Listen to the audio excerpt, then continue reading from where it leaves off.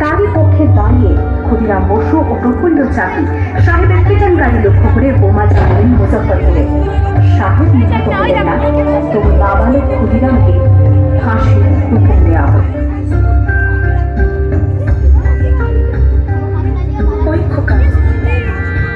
কোথায় যাচ্ছিস বাবা?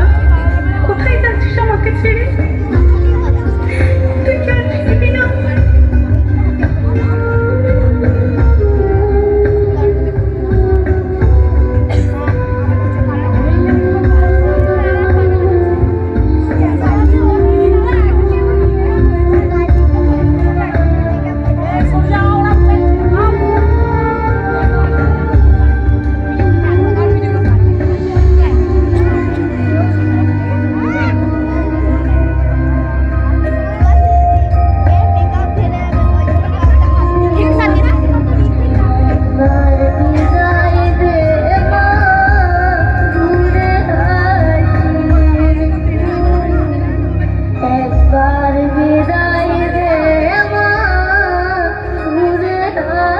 She